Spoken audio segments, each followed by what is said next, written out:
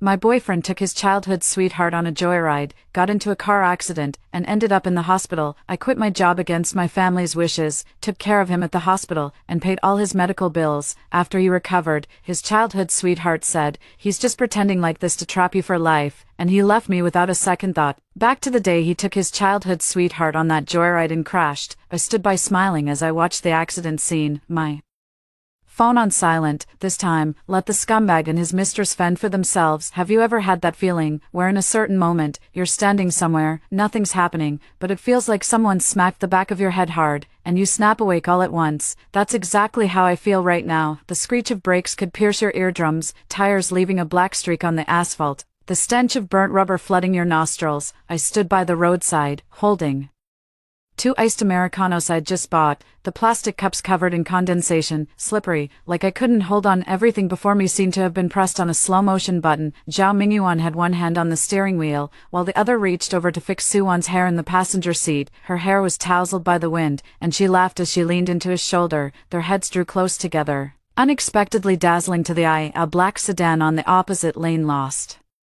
control, its front end veering straight toward the front of Zhao Mingyuan's white BMW. Boom, a deafening blast erupted, shards of glass flew up, glinting in the sunlight for a moment before crashing down in a scattered heap. The front of the car caved in, like a crushed soda can, the muffled thud of the airbag deploying mixed with the screeching groan of twisting metal. I stood rooted to the spot, my feet as if planted in the ground, not because I was frozen in shock, but because a flood of memories that didn't belong here suddenly surged into my mind. No, not that they didn't belong, they were memories that hadn't happened yet, memories from the last time. My name is Jian Yuan, 26 years old, working as a planner at an advertising agency. Zhao Mingyuan is my boyfriend of 4 years, and Suwon is his childhood friend who grew up with him. The last time this happened, I had already gone mad. In my past life, when I saw this scene, I screamed and rushed forward, crying and pounding on the car window. My fingers were cut by the broken glass and bleeding, but I didn't even feel the pain. The ambulance arrived, and I jumped in, holding Zhao Mingyuan's hand the whole way, repeating over and over, it's okay,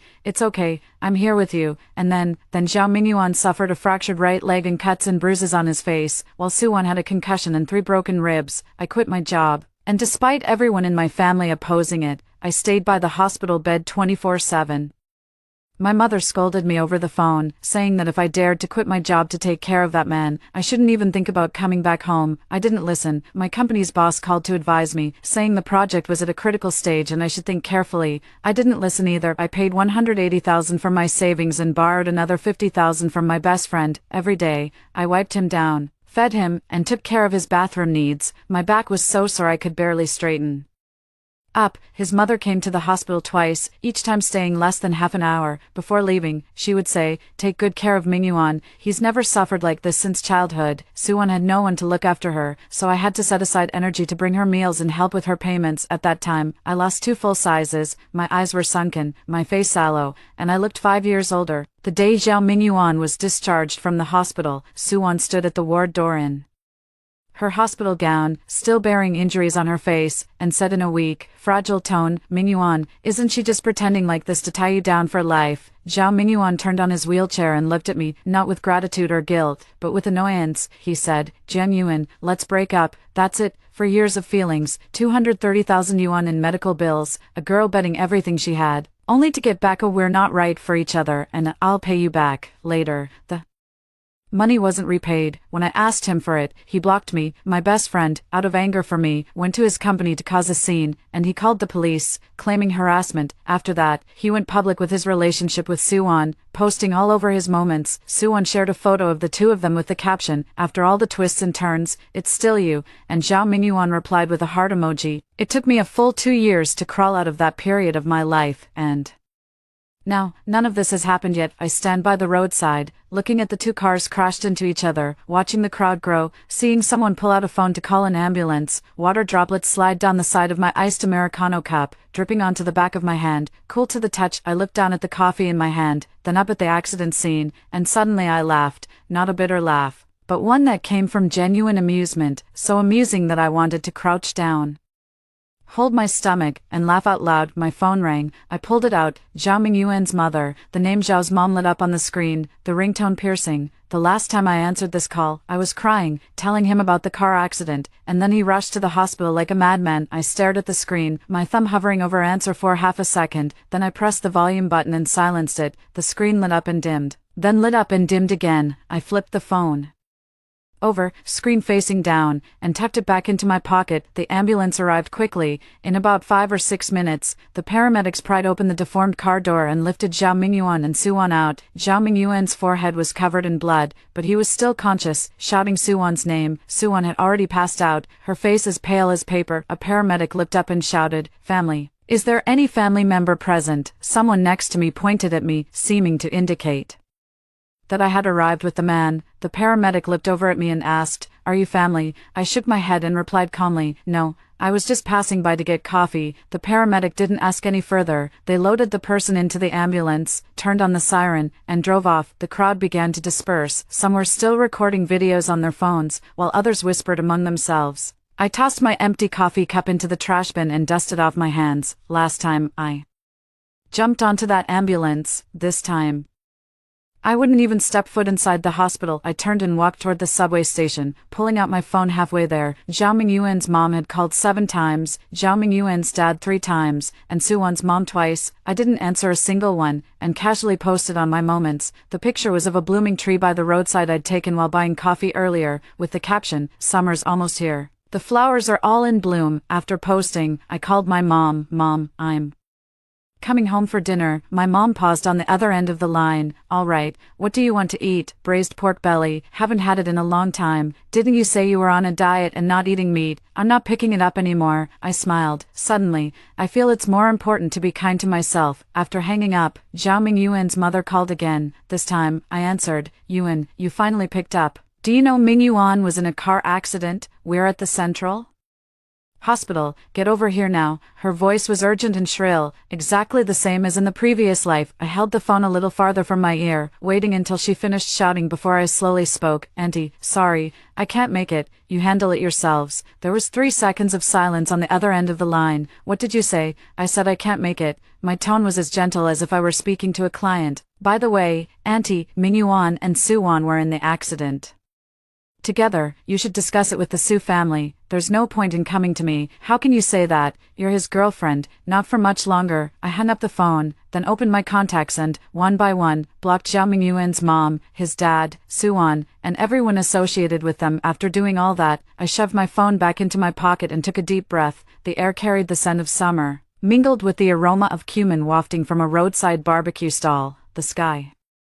was beginning to darken, and streetlights flickered on one by one, casting an orange glow on the sidewalk. I suddenly felt that the road beneath my feet was lighter than in my past life, by an immeasurable margin. When I got home, my mom was busy in the kitchen, the smell of braised pork wafting through the crack in the door. My dad was sitting in the living room watching TV. He lifted his chin as I walked in. "What made you decide to come home for dinner today?" "Just missed you guys." My dad glanced at me, his gaze lingering on my face for a moment. "You've lost weight." "Not at all. I've actually gained 3 pounds. Have you broken up with that Zhao guy or not?" I suddenly blurted out. I nearly choked on my own saliva. In my past life, my dad had asked a similar question, but back then, I was like a man possessed, snapping at anyone who spoke ill of Zhao Mingyuan. Later, I quit my job to take care of him in the hospital, and my dad was so furious he didn't speak to me for 3 months. Almost there, I sat down at the dining table. "Dad, you've always had good judgment." My dad let out a grunt, the corners of his mouth twitching upward. During the meal, my mother kept piling food onto my plate, heaping braised pork into a small mountain. I ate one piece after another, savoring every bite. Watching me, she suddenly said, "Yuan,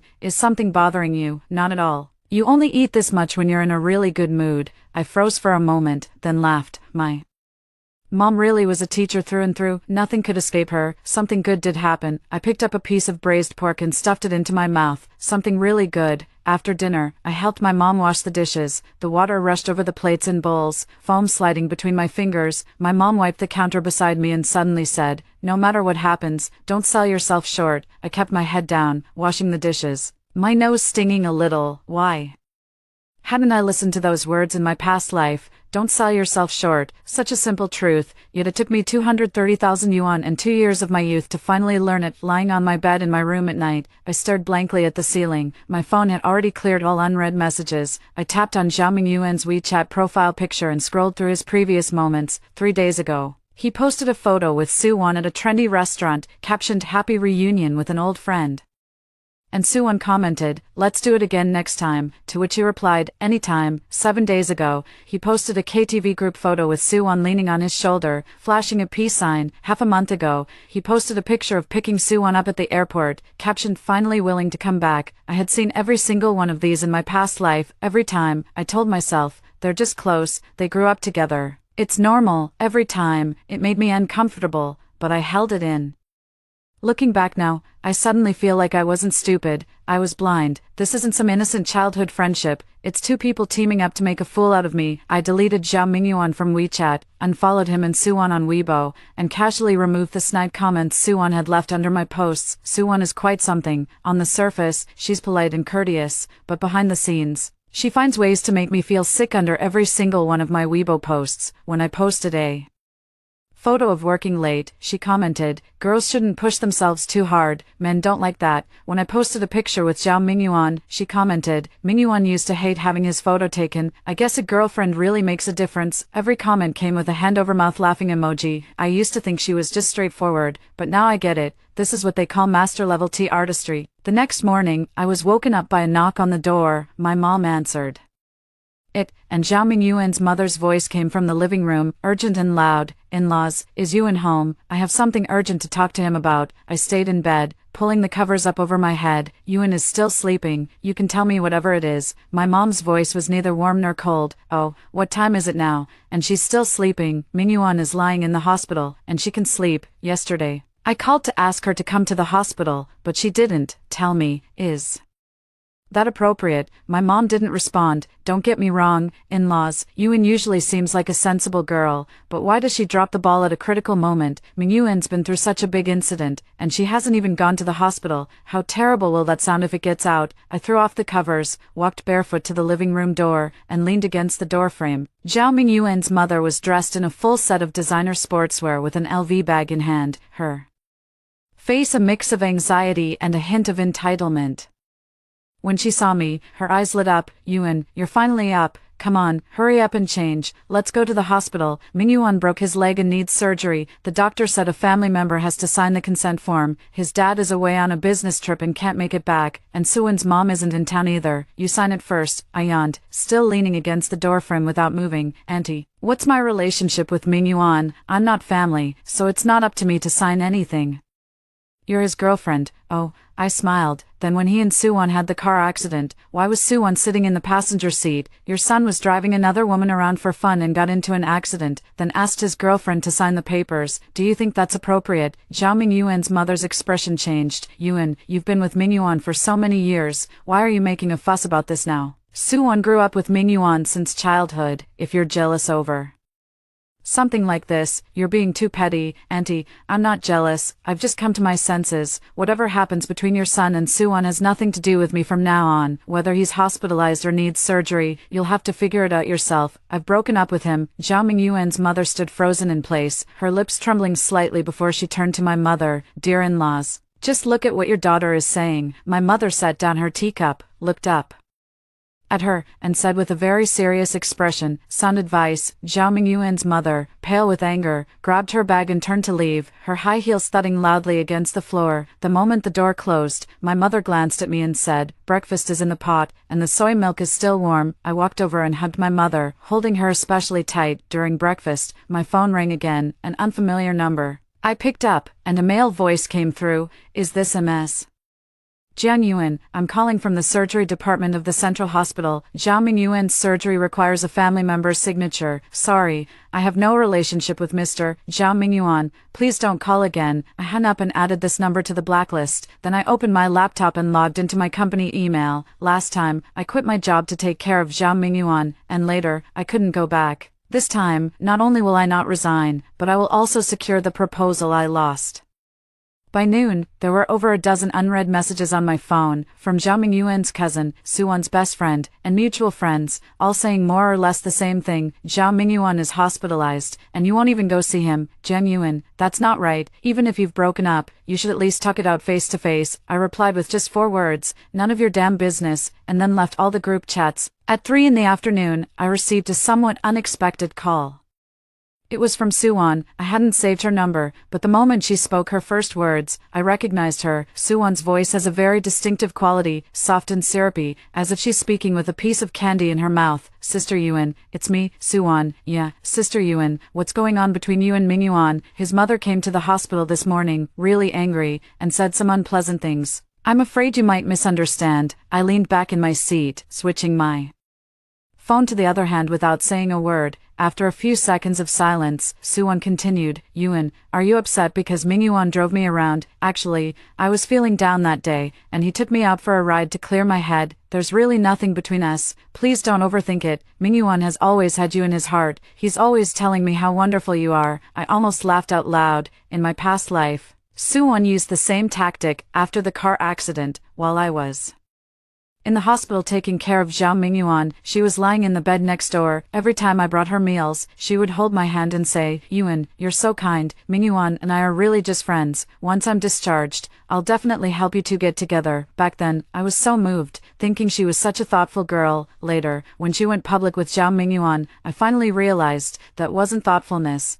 It was strategic weakness. Suwon, I spoke up, my voice calm and unhurried. You don't need to explain anything to me. I no longer care about your relationship with Zhao Mingyuan. Yuan, by the way, there's something I need to tell you. Zhao Mingyuan's medical expenses. His mother came to me today asking me to cover them, but I refused. Since you two were involved in the accident together, you should figure out the costs yourselves. I heard he needs surgery on his leg, which will cost around 70 to 80,000, plus tens of thousands more for follow-up rehabilitation. If it's convenient for you, you could cover it first. There was silence on the other end of the line. Suwon's voice was no longer as innocent, now tinged with stiffness. Where would I get the money? I just graduated not long ago, and my salary is only a few thousand. Oh, then let Zhao Mingyuan's parents figure it out themselves. It has nothing to do with me. With that, I hung up. After hanging up, I couldn't help but laugh. In my past life, I covered 230,000, and Suwon didn't pay a single cent. After being discharged, she even went on a trip to Sanya with Zhao Mingyuan to celebrate his recovery. This time, I'm not paying,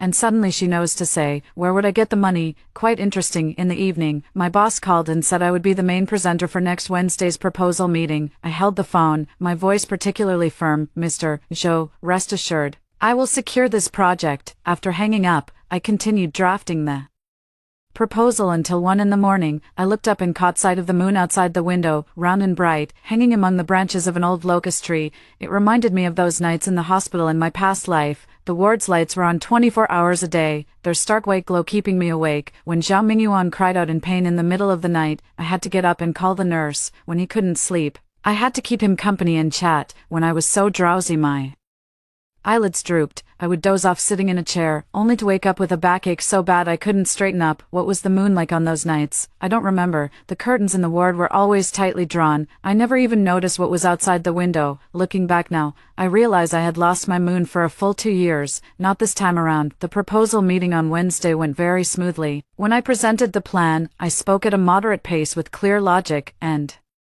the client nodded frequently.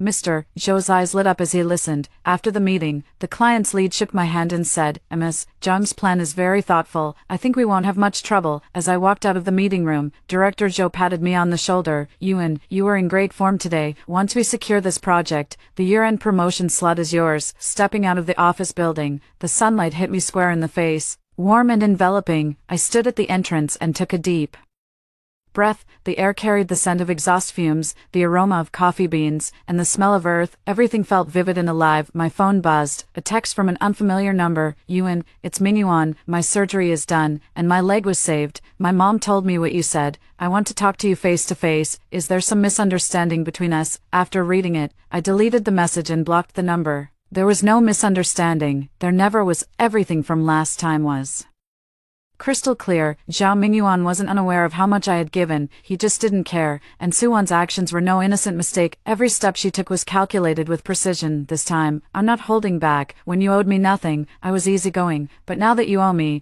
I'll take back every last cent. I slipped my phone back into my bag and strode down the steps. On the way, I stopped at a coffee shop and bought an iced Americano. The yen shop assistant smiled, revealing two dimples. Sister, the weather is so nice today. I took the coffee and smiled back at her. Yeah, it really is. In the reflection of the glass door as I walked out of the coffee shop, I caught a glimpse of my own face, much better skin than in my past life, no dark circles under my eyes, rosy lips, and even my hair was glossier than before. It turns out that when you stop worrying about others, you start to look better. I took a sip of the iced Americano, the bitterness melted on my tongue, followed by the distinctive roasted aroma of the coffee beans. The flavor was spot on, much better than the one I had on the day of the car accident. My phone buzzed again. It was a WeChat message from my mom. Yuan, Zhao Mingyuan's father just called the house and said some unpleasant things. Your dad answered the phone and almost got into an argument with him. How do you want to handle this? I replied with a voice message. Let them call. Next time they call, don't answer. If they do, tell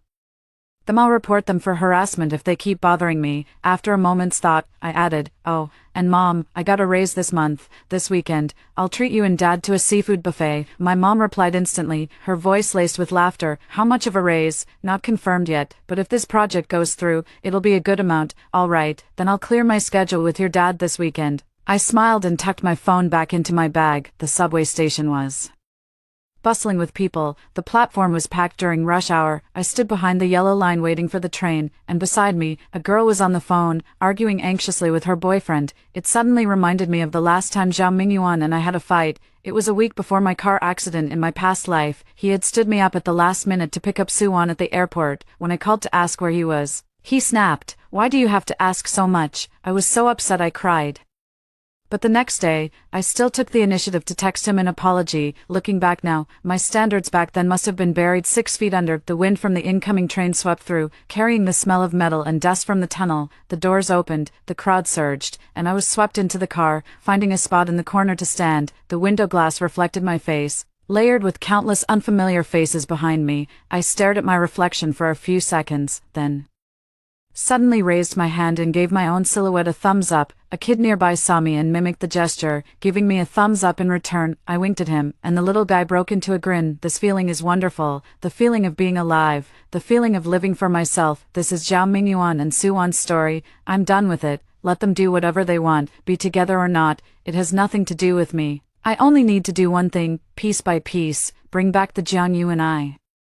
Lost in my past life, the tunnel lights outside the window flickered past one by one as the train rumbled forward. I closed my eyes, leaning against the carriage wall, a faint smile on my lips that I didn't even notice myself. My phone buzzed again in my bag, but I didn't look at it. From today on, my own matters, Jiang Yuan's matters, are the only things that truly matter. Everyone else is nonsense. Get in line and wait. The surgery was signed in the past. On the third day, I received a call from an unfamiliar number. I was working overtime at the company, revising a plan, when my phone kept vibrating on the desk. I glanced at it. It was a landline number, with the area code of the central hospital. I didn't want to answer at first, but by the fourth ring, I picked it up. Is this a mess? Jiang Yuan, this is the billing office at Central Hospital. What is it, Mr. Zhao Mingyuan's hospitalization fees have been overdue for 2 days. His mother left her contact information, saying that you would settle the bill, 68,000 yuan in total. Is it convenient for you to come over? I put down the pen in my hand, leaned back in my chair, and suddenly found it utterly ridiculous. Who told you I would settle the bill, Mr. Zhao Mingyuan's mother said you are the patient's fiancé and that you would pay the fees.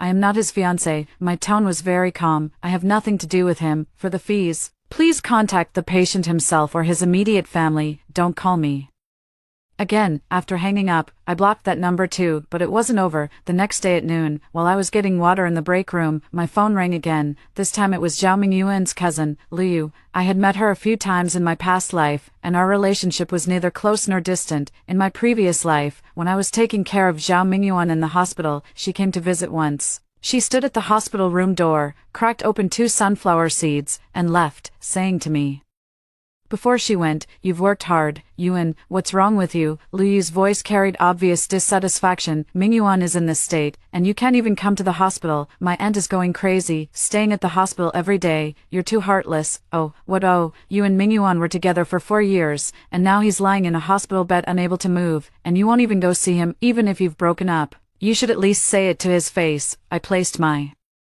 cup under the water dispenser, watching the water slowly fill it.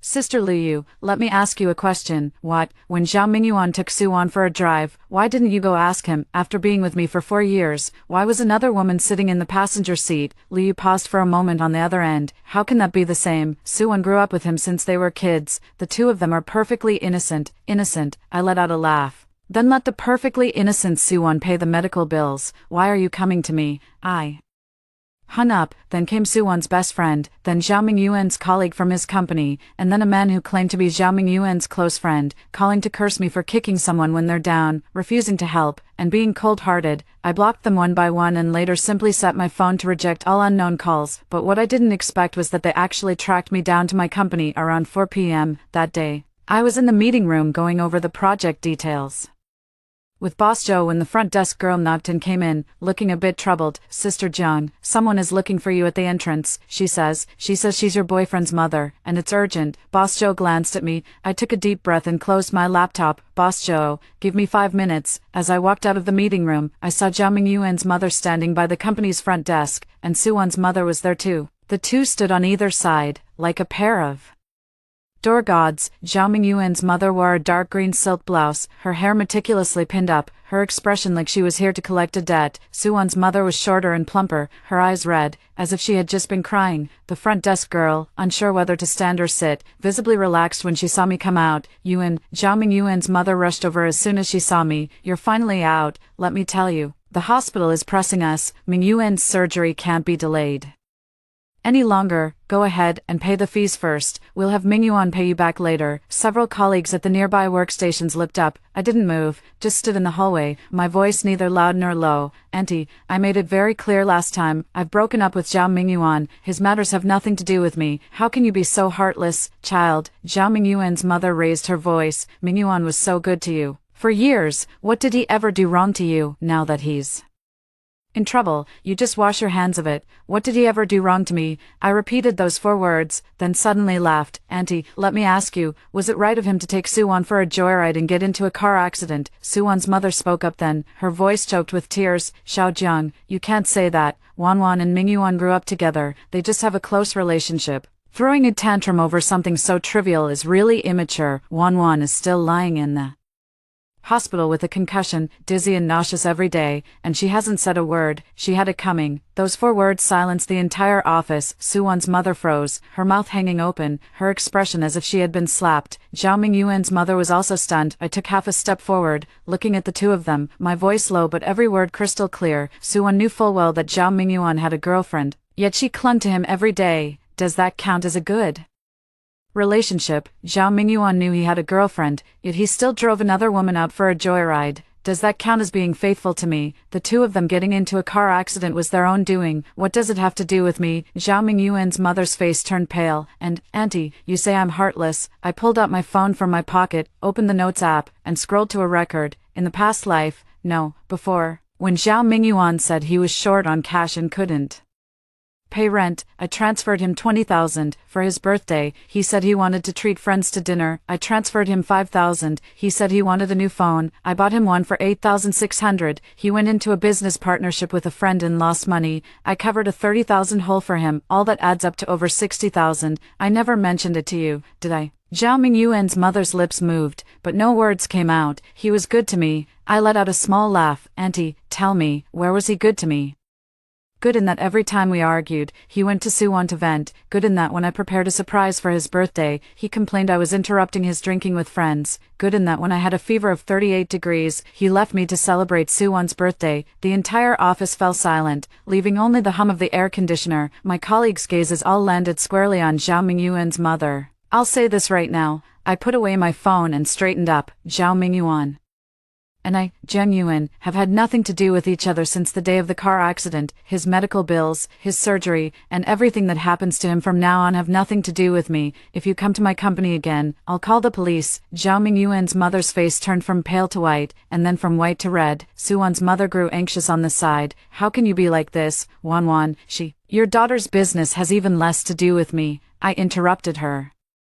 Turning to look at her, Suwan liking Zhao Mingyuan is her own business, and whether they end up together or not is theirs. I only ask one thing of you, stay away from me. With that, I turned and walked back. After 2 steps, I stopped and tilted my head to say, oh, and auntie, I'm not asking for the over 60,000 Zhao Mingyuan owes me. Consider it the tuition I paid over these 4 years. When I returned to the meeting room, President Zhou was looking at his phone. Seeing me come in, he placed it face down on the table. All taken care of. It's taken care of. Should we have security come up? No need. I sat down and reopened my computer. Let's continue with the third part of the proposal that President Zhou just mentioned. President Zhou looked at me for a moment, nodded, and didn't ask any further. That evening after work, I noticed a new message in the company group chat. It was from the front desk girl. No one is allowed to let those two who came to make a scene this afternoon back in. Sister Jiang said if they come again, we'll call the police. Below it was a row of thumbs up emojis. I smiled, turned off my phone, and walked out of the office building.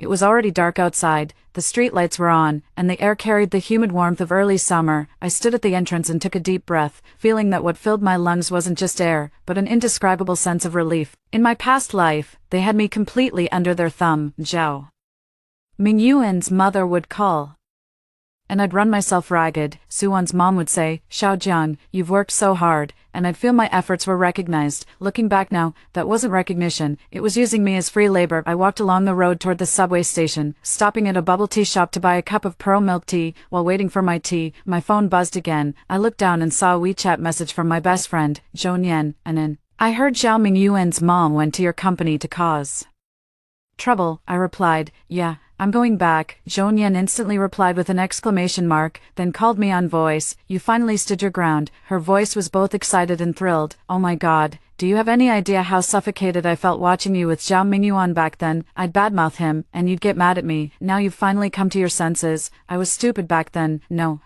you weren't stupid. You were blinded by infatuation. Now that the fog has cleared, your eyes are wide open. Zhou Nian paused. By the way, what's the name of Zhao Mingyuan's childhood friend? Suwan. She posted on Moments this afternoon, saying some people act all noble on the surface, but behind the scenes, they're vicious as hell. With a selfie of her in a hospital bed, a bunch of people asked what happened, and she replied, got disgusted by someone. Is she talking about you? I took a bite of the boba and chewed it. Probably. You're not mad. Not mad. I took a sip of the milk tea, the sweetness melting in my mouth. Let her say whatever she wants. Every word she says now will come back to slap her in the face later. Zhou Nian was silent for a second, then said, Jiang Yuan, when did you start talking so fiercely? Because my mind is clearer now. After talking with Zhou Nian, I found a seat on the subway. There weren't many people in the car. Across from me sat a couple. The girl leaned on the boy's shoulder scrolling through her phone, while the boy played a game. I glanced at them and suddenly remembered how Zhao Mingyuan used to be the same. Every time we took the subway, he'd play games while I leaned on his shoulder watching him. Back then, I thought it was pretty happy. Now I think, he never once asked me if I was tired. My phone buzzed again, a text from an unsaved number. Just one line, Yuan, I want to see you. I stared at those 6 words, my thumb hovering over the screen for 3 seconds, then I deleted and blocked the number. When the subway arrived at the station, I stood up and walked out. As the doors opened, the wind from the tunnel rushed in, blowing my hair back. The moment I stepped out of the car, I suddenly felt a strange sensation, like surfacing from underwater. Finally able to breathe, it quieted down for a while. Zhao Mingyuan's side probably realized they couldn't squeeze any more money out of me, so they stopped calling. I went to work steadily, wrote proposals, video called my mom, and had hot pot with Zhou Nian over the weekend. Life was plain and steady. The project was progressing smoothly too. The client approved my proposal and officially signed the contract. General Manager Zhou gave me a shout out at the department meeting, saying I'd be rated for this quarter's performance. When I walked out of the meeting, a few colleagues teased me into treating them. I said, sure, I'll take everyone out for barbecue on Friday night. On Friday afternoon, I was organizing my work plan for the next week.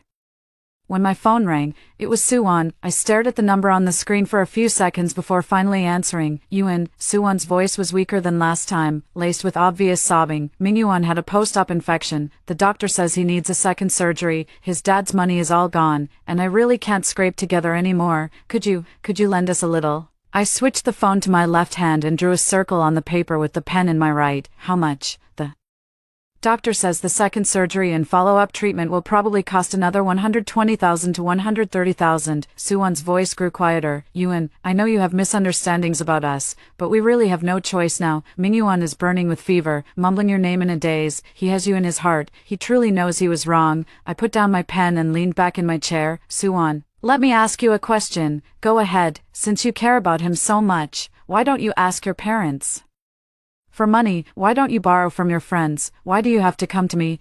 Suwon's voice faltered. My parents don't have that much either, and my friends are all recent graduates. Then have you ever thought, why should I lend it to you? Sister Yuan, you've been with Mingyuan for 4 years. For years. I enunciated these 2 words heavily. Do you know what the most expensive thing he ever bought me in those 4 years was? A bouquet of flowers that cost 99 yuan, and even that was only because I reminded him 3 times on my birthday before he actually bought it. The other end of the line fell silent. Suwon, let me tell you a secret. I smiled. Actually, I'm really rich. It's not that I can't come up with that 230,000. I've saved nearly 200,000 over 4 years of work, plus what my dad gave me and what I earned myself. I can easily pull out 300,000 from my card at any time. Suwon's breathing grew noticeably heavier, but I paused. I won't give you a single cent, because you don't deserve it. Genuine. Suwon's voice suddenly shut up, the fragile sugary coating finally cracking. Are you serious? It was just one time sitting in his passenger seat. Are you really going to stand by and do nothing? Do you have any idea what Mingyuan looks like now? His leg might be crippled. His entire life could be ruined. What does that have to do with me? How can you be so vicious?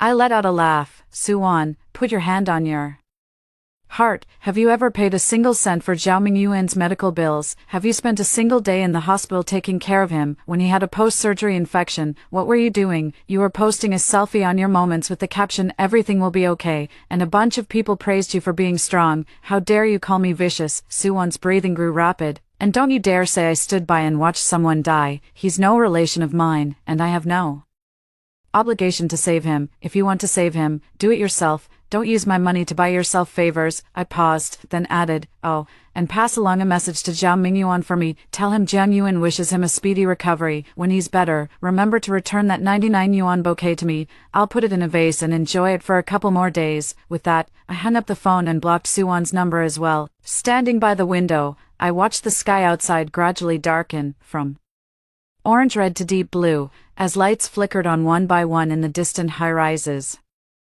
I suddenly recalled that day in my past life when Zhao Mingyuan was discharged from the hospital, and Suwon stood at the ward entrance and said, "Isn't she just putting on an act to tie you down for life?" The last time I heard those words, my heart shattered, but in this life, I finally returned them to her, not with words, but with actions. Last weekend, I treated my department colleagues to a barbecue, 8 of us in total. At an open-air food stall, the smoke from the charcoal stung our eyes.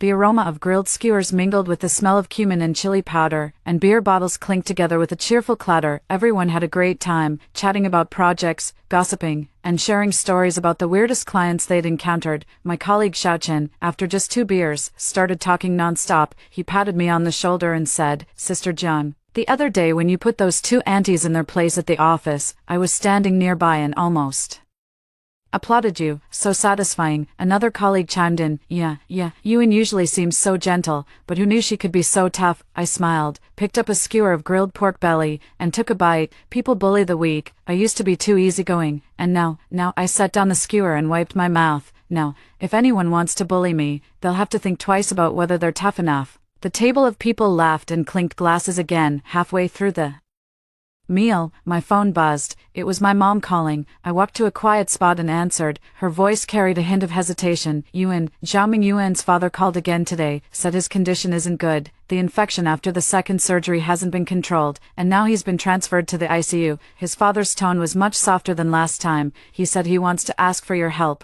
even if it's just to go to the hospital and take a look." Said Mingyuan kept calling your name while he was unconscious. I held the phone, staring at the neon lights flickering in the distance. "Mom, what did you say?" "I said I'd pass it on to you, but your father and I agreed. It's your decision. If you want to go, go. If you don't, don't. No matter what you choose, we'll support you. My nose suddenly felt a little sore. In my past life, my parents opposed me going to the hospital to take care of Zhao Mingyuan because they had long seen through that person, but I didn't understand at the time, thinking they just didn't get my love. Now I realize, the ones who understood me the most in the whole world were them. Mom, I'm not going, really not going.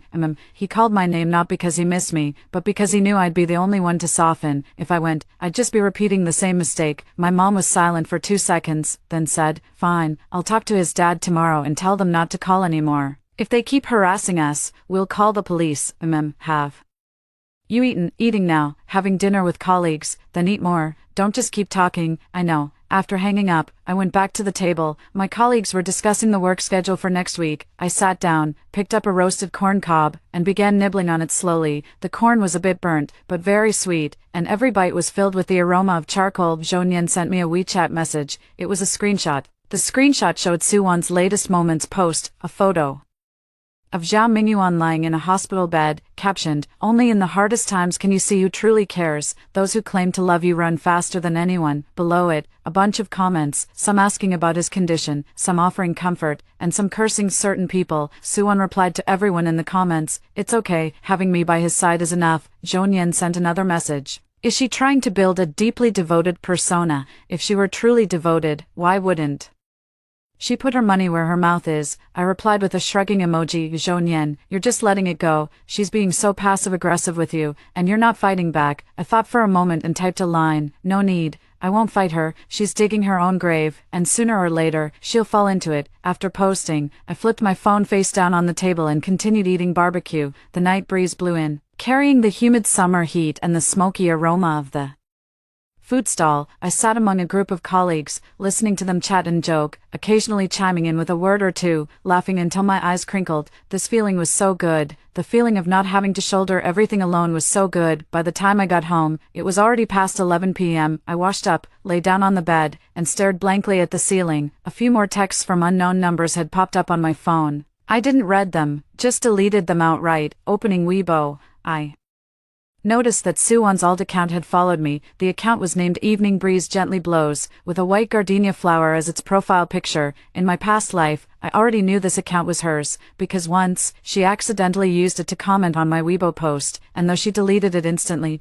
I still saw it. I clicked in to take a look. The latest post was from tonight. Cried again today. Watching him lying on the hospital bed, my heart shattered. Why are kind people always let down? Why do the wicked get to live well? A few people had commented below to comfort her. I logged out of Weibo, put my phone on the nightstand, and turned off the light. In the darkness, I kept my eyes open, suddenly recalling many things from my past life, remembering that night I crouched in the hospital hallway and cried. Zhao Mingyuan had just finished his first surgery, still under anesthesia, and the doctor said it was a success. I squatted against the wall in the corridor, covering my mouth to stifle my sobs, afraid of disturbing other patients. After crying, I stood up, but my legs were so numb I couldn't steady myself. I leaned against the wall for a long while before I could walk back to the ward. Back then, not a single nurse asked me what was wrong, not a single person handed me a tissue. In the days that followed, Zhao Mingyuan's temper grew worse and worse. He would lash out at me when his leg hurt, when the food didn't suit his taste, or when I came back late after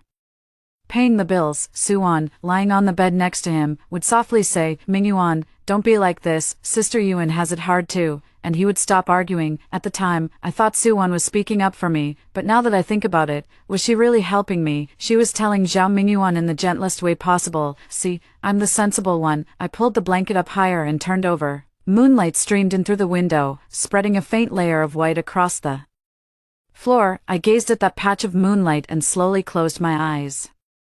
This time, Suwon's gentle blade could no longer reach me. When I went to work on Monday of the following week, the receptionist girl mysteriously leaned in and said to me, Sister Jiang, 2 people came looking for you on Saturday, but the security guard stopped them. One of them was a man on crutches, claiming to be your boyfriend. The pen in my hand paused for a moment. What did you say? I said. Sister Jiang said her boyfriend died a long time ago. I couldn't help but laugh. The young girl winked at me, her face full of a look that said, I did well. Of course I did, Sister Jiang. Back at my desk, I opened my computer. There was a new email in my inbox, from an unfamiliar address, with the subject line Yuan. I'm sorry, I didn't open it. I moved the mouse over it and right-clicked to delete it. Then I opened the project document and started writing a new proposal, the keyboard clattering away. My thoughts flowing smoothly. Halfway through writing, my phone vibrated. It was a message from Zhonyan. Zhao Mingyuan's dad came to our house today, asking my parents to lend him money. He said Mingyuan is still in the ICU, costing over 10,000 yuan a day,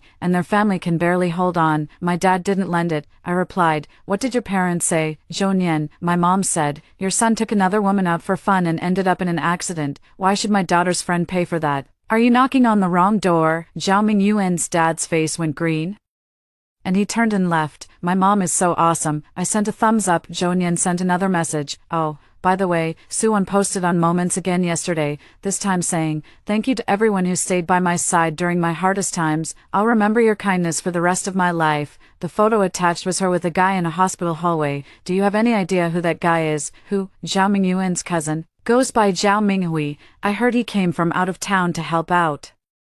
Pretty good looking. As I read this message, my heart suddenly stirred. Zhao Minghui. I had met him once in my past life. It was after Zhao Mingyuan was discharged from the hospital. He invited Zhao Mingyuan and Suwon to a meal, and I went along. He barely spoke throughout the whole meal, kept his head down looking at his phone, only glancing up when Suwon talked. I thought he was just introverted at the time, but looking back now, that look in his eyes didn't seem quite right. I picked up my phone and replied to Zhonyan, "Keep an eye on Suwon's Moments for me. Screenshot whatever she posts. What's up? Are you making a move?" Not making a move. I leaned back in my chair, a faint smile curling at the corners of my mouth. I'm watching the show. The day Zhao Mingyuan's father came to my company, it was raining, a steady drizzle that started in the morning and hadn't let up by the afternoon. The glass curtain wall of the office building was covered in water droplets, making the outside world looked blurry and distorted, as if seen through a layer of frosted glass. The front desk girl sent me a message while I was in a meeting room having a video conference with a client. My phone vibrated on the table, and a WeChat notification popped up on the screen. "Sister John, that older woman is here again, and this time she brought several people with her. I told her you weren't in, but they won't leave. They're sitting in the lobby downstairs." I glanced at it, flipped the phone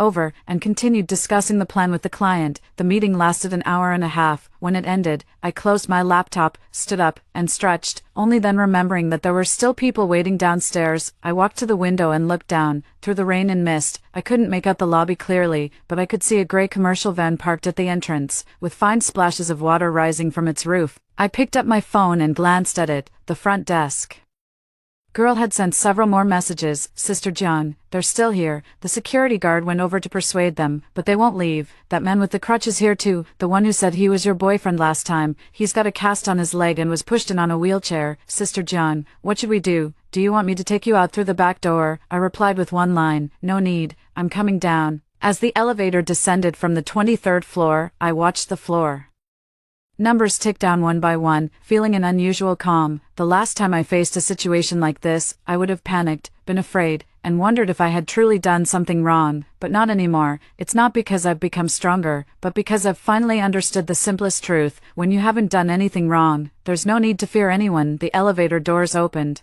The scene in the lobby was even more chaotic than I had imagined. Zhao Mingyuan's mother was sitting on the sofa in the waiting area. Next to her was Zhao Mingyuan's father, and beside them were Suwon's mother and father. Suwon's father was standing by the glass door smoking, refusing to put it out even after being reminded twice by the security guard. Zhao Mingyuan was sitting in a wheelchair, his leg in a cast, his face sallow, and he had lost more than a little weight. His cheekbones were protruding. Standing next to him was a man I had never seen before, around 30 years old, wearing a dark blue polo shirt with faint muscle lines on his arms, looking down at his phone. Suwon was also there. She was wearing a white dress, her hair loose, with light makeup on her face, standing behind Zhao Mingyuan's wheelchair, her hands resting on the handles. How should I describe that posture? It was as if she was the one pushing the wheelchair, or as if she was staking some kind of claim. As I walked out of the elevator, Zhao Mingyuan's mother was the first to see me. She abruptly stood up from the sofa, pointing at me and shouting, "She's here, she's here." Everyone in the lobby turned their gaze toward me in unison.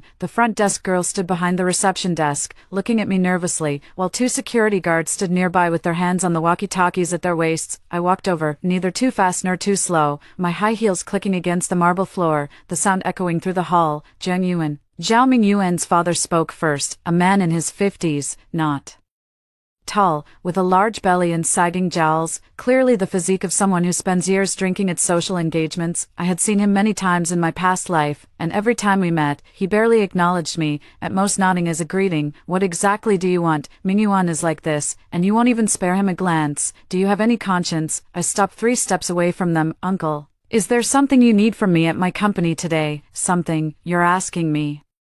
What's the matter? Zhao Mingyuan's father pointed at Zhao Mingyuan in the wheelchair.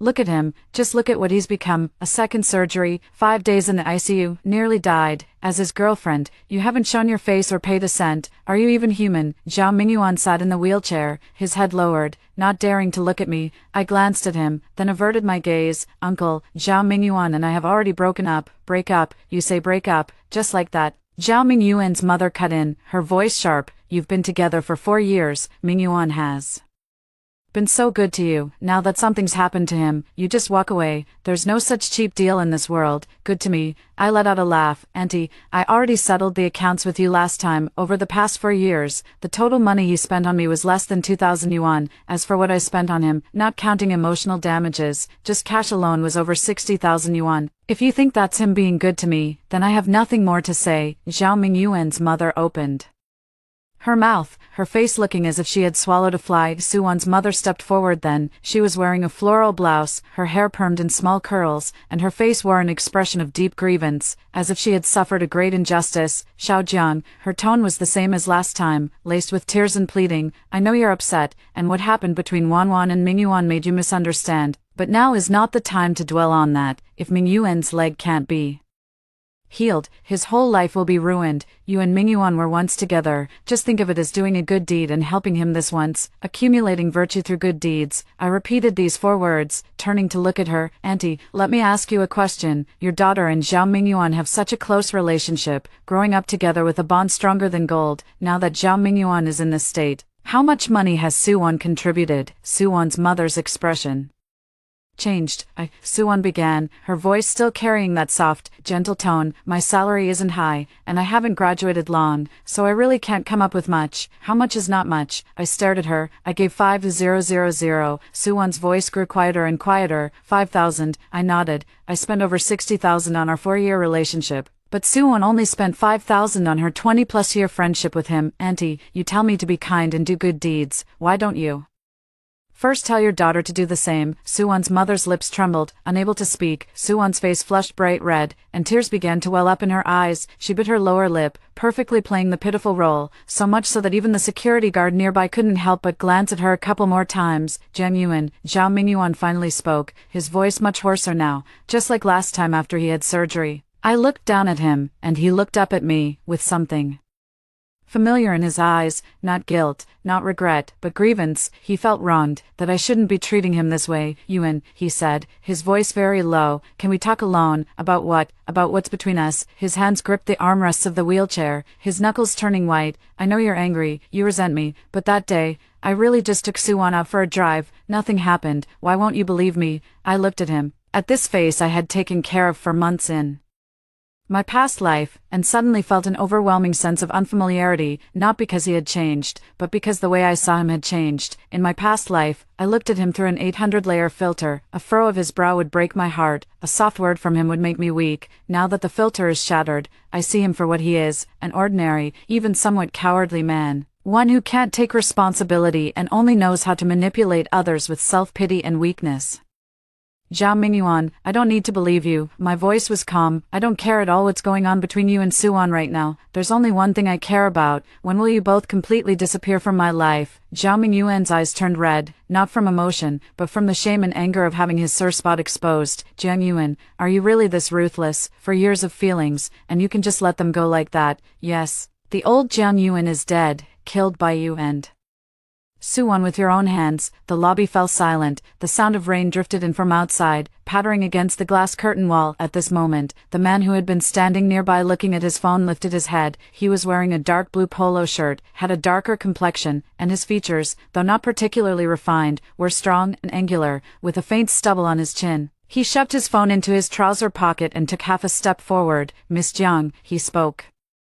His voice not loud but steady. I'm Zhao Minghui, Ming Yuan's cousin. I came from out of town. I looked at him and said nothing. I had seen Zhao Minghui once in my past life. During that dinner, he barely spoke the entire time, only lifting his head to glance over when Suwon spoke. I hadn't thought much of it then, but now, standing close and observing carefully, I noticed that the way he looked at Suwon was indeed off. It wasn't the polite gaze of a cousin looking at his cousin's girlfriend, but a quiet, deeply hidden kind of attention. I have to say, they really jumped the gun by coming today. Zhao Minghui's tone was impartial, but Ming Yuan's condition really isn't good right now. The doctor says his right leg isn't recovering well and may need a third surgery. As for the costs, the family has already spent nearly 400,000 yuan, and we're really struggling to keep up. So, I looked at him. So, I'm not here to ask you for money. Zhao Minghui said something that caught me off guard. Zhao Mingyuan's mother suddenly turned her head to look at him. Minghui, what are you saying? Zhao Minghui ignored her and continued, I'm here to settle the accounts with Miss Jiang. The over 60,000 yuan Ming Yuan owes you. He pulled an envelope from his pocket and handed it over. Here's 30,000. For the remaining 32,000, I'll write an IOU on his behalf and pay it off within 3 months. I looked down at the envelope, not taking it. Zhao Mingyuan's mother grew anxious. Minghui, are you crazy? Why are you giving him money? Zhao Minghui turned his head to glance at her, his tone very calm. Ming Yuan owes people money and should pay it back. If not, then what's the difference between us making a scene here today and extorting money? Zhao Mingyuan's mother's mouth hung open, her face paling and flushing by turns. Suwon, standing nearby, couldn't hold back anymore. She burst into tears and said in a trembling voice, Brother Minghui, why are you siding with an outsider? Zhao Minghui glanced at Suwon, a look so brief, so fleeting it was almost imperceptible, but I noticed it. There was something subtle in that gaze, as if looking at a child who had done something wrong without realizing it. Not disgust, but a kind of indescribable disappointment. I'm not helping an outsider, Zhao Minghui said. I'm helping you. Suwon's tears fell even harder. I pushed the envelope back. I don't want the money anymore, I said. Zhao Minghui furrowed his brow slightly. The 60-odd thousand, consider it tuition I paid. My gaze swept from Zhao Mingyuan to Suwon, then from Suwon to Zhao Mingyuan's parents. What you've all learned, you know in your own hearts. Zhao Mingyuan lowered his head, his fists clenched tightly, but my tone shifted, and my voice turned cold. This is the last time. Zhao Mingyuan, listen carefully. From now on, neither you nor your people are to come to my company again, nor to my home, nor to call or text me ever again. If there's a next time, I'll call the police, and I'm not just saying it, I really will. Zhao Mingyuan looked up at me, his eyes red-rimmed, his lips moved, but in the end, nothing came out. Suwon suddenly stepped up from behind the wheelchair and stood in front of me. She was half a head shorter than me, looking up with tear stains still fresh on her face, but her eyes held a light I had never seen in her before. Beneath that veneer of fragility, something sharp had surfaced. Zhang Yuan, she said, her voice low, only for the two of us to hear. If you treat him like this today, don't regret it. I looked down at her. Suwon, do you know you have a habit? She froze for a moment. When you lie, your left hand clutches the hem of your clothes. Suwon's pupils suddenly contracted. Her left hand was tightly gripping the hem of her skirt. I smiled, walked past her, and headed toward the elevator. As I passed by Zhao Minghui, he suddenly spoke in a voice so low that only I could hear. Miss Jiang, that line just now, when you lie, your left hand clutches the hem of your clothes. You made that up on the spot, didn't you? I paused for a moment, turned my head to glance at him. Zhao Minghui's expression remained unchanged, but there was a very faint, very subtle curve at the corner of his mouth. I didn't answer and continued walking forward. Behind me came Zhao Mingyuan's mother's voice, sharp and piercing. Minghui, whose side are you on? Your father told you to come here to help Mingyuan, not to give money to outsiders. Then came Zhao Mingyuan's father's voice, all right, let's talk about it when we get back. Then came the sound of a wheelchair, footsteps, and Suwon's soft sobbing. The moment the elevator doors closed, all the sounds were cut off. I leaned against the elevator wall and let out a long breath. My phone vibrated. Zhonyan, how did it go? Did they leave? I replied, they're gone. Are you okay?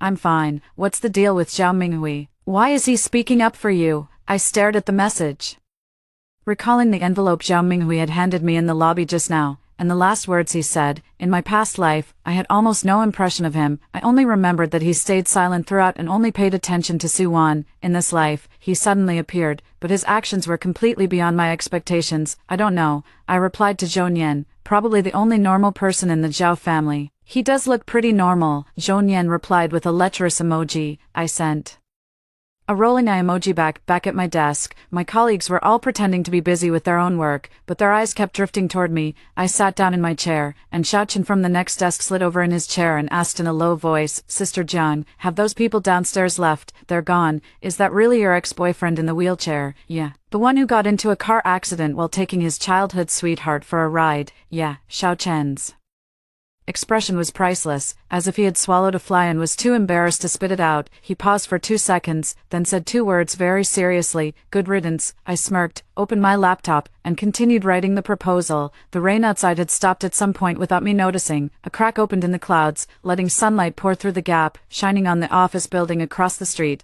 The glass curtain wall reflected a vast swath of golden light. I glanced up and thought how beautiful that light was. Around 5 p.m., I received another text from an unfamiliar number. "Miss Jiang, this is Zhao Minghui. I'm sorry about what happened today. I don't think they handled it right. I still want to return that money to you, not for any other reason, but because Mingyuan truly owes it to you. If you change your mind, feel free to contact me anytime." I didn't reply, but I didn't delete it either. When I got off work, I walked out of the office building. The air after the rain was especially crisp, with puddles still on the ground reflecting the streetlights. I stepped through the puddles on my way to the subway station when a thought suddenly popped into my head. Zhao Minghui was different from his past life. No, it wasn't that he was different, it was that in my past life, I had never noticed him. In my past life, my mind was full of Zhao Mingyuan. My eyes couldn't see anything beyond that man. When Zhao Mingyuan smiled, I was happy. When he frowned, I was anxious. When he said a soft word, I felt the whole world light up. Everyone else was just background to me. Now, someone has stepped out of that background, and I've realized that the background also holds living, breathing people, with their own thoughts, their own judgments, their own stances. My phone buzzed again. This time, it wasn't a text message, but a friend request. The WeChat name was Zhao Minghui, and the profile picture was a solid black image, nothing else. I stared at the request for 5 seconds, then pressed accept. After accepting, I didn't send a message, and neither did he. That chat window just sat quietly in the conversation list, like a sentence that hadn't yet begun. If Zhonyan finds out that I added Zhao Minghui on WeChat, she's definitely going to send a bunch of stickers over. After thinking it over, I decided not to tell her for now. Over the next few days, the Zhao family didn't show up again, nor did I hear anything from Zhao Mingyuan. Suan, however, was updating her moments very frequently, once or even twice a day. When Zhonyan sent me screenshots, I couldn't even be bothered to open them. It was always the same kind of posts, grateful, strong, seeing people's true colors, paired with a carefully chosen selfie or scenery shot. But there was one post I did notice. It was a photo Suan had shared, showing a hospital corridor. Light streamed in through the window at the end of the hallway, and Zhao Minghui stood beside it, his face in profile, holding a cup of coffee. Her caption read, "Thank you to everyone who has helped us during this time, especially Brother Minghui,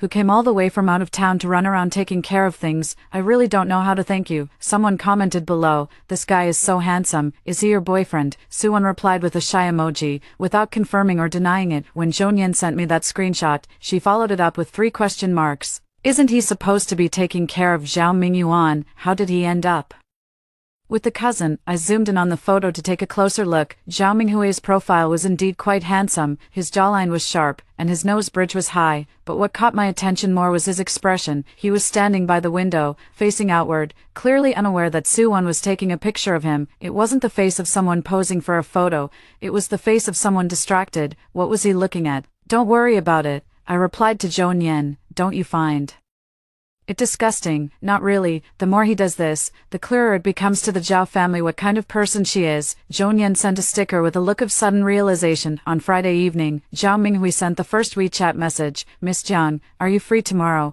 I'd like to invite you for a cup of coffee." I leaned against the headboard, staring at the message, my thumb hovering over the screen. How would Jiang Yuan from my past life have replied? She wouldn't have added another man's WeChat at all. If she did, she would have deleted it immediately and reported it to Zhao Mingyuan. She listened to whatever Zhao Mingyuan said, and if he was unhappy, she would become anxious and uneasy. But now, I add whoever I want, have coffee with whoever I want, time and place. Zhao Minghui quickly replied, 2 o'clock in the afternoon, at the Man Coffee near Guamao. Does that work for you? Okay. After sending the message, I put my phone on the nightstand and turned off the light. In the darkness, I lay with my eyes open, suddenly recalling a remark Zhao Mingyuan once made in my past life. He said, "Jiang Yuan, you're just too stubborn. Once you set your sights on someone, you don't know how to adapt." At the time, I thought he was praising my loyalty, but now I realize he was right. I really was stubborn, clinging to a piece of trash and refusing to let go. In this life, I need to learn to be flexible. On Saturday afternoon, I arrived at Man Coffee 10 minutes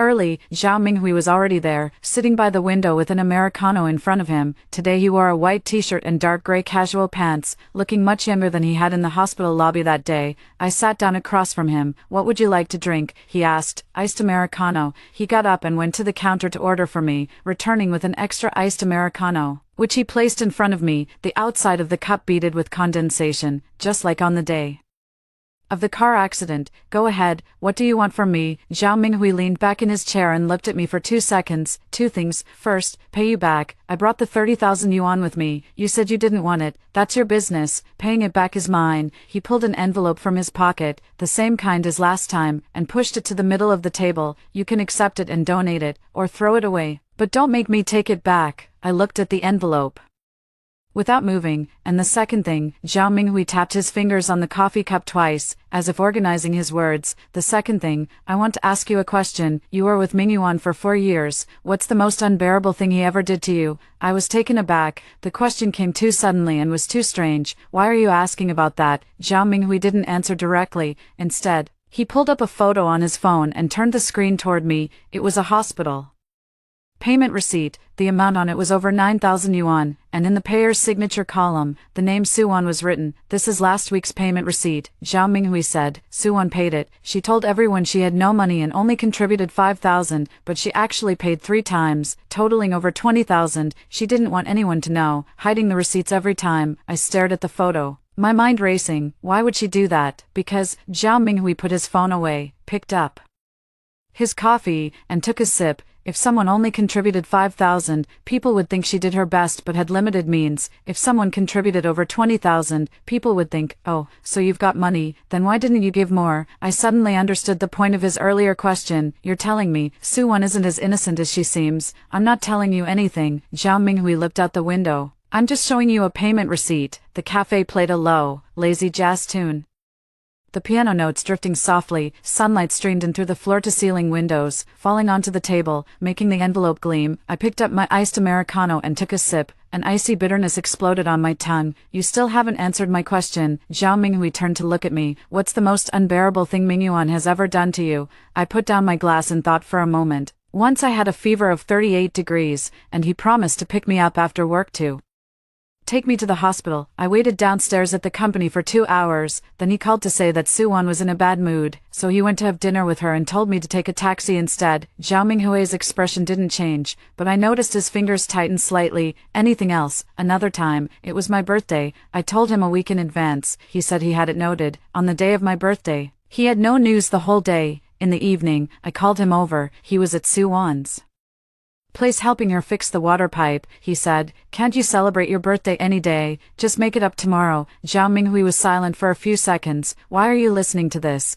"Because I want to know what kind of person he really is. Aren't you his cousin? Don't you know him?" "I understand," Zhao Minghui said, "but the person I know might not be the same one you see in front of you." That was an interesting remark. I looked at Zhao Minghui and suddenly felt that he was far more complex than I had imagined. On the surface, he seemed to be helping Zhao Mingyuan clean up the mess, but in reality, he appeared to be using his own methods to figure some things out. "What about you?" I asked him. "How long have you known Suwan?" "We've known each other since childhood. Our families live in the same neighborhood," Zhao Minghui said in a very calm tone. "She was different when she was younger." "What's different?" "When she was little, she really loved to cry. She'd cry if she fell, cry if the teacher said something to her, and cry if she argued with other kids." Zhao Minghui's lips twitched slightly. "Later, as she grew up, crying became a habit so ingrained that even she couldn't tell which time she was genuinely upset and which time she was putting on a show for others." That statement hit the mark, so much so that I couldn't help but take another look at him. "So, you help him,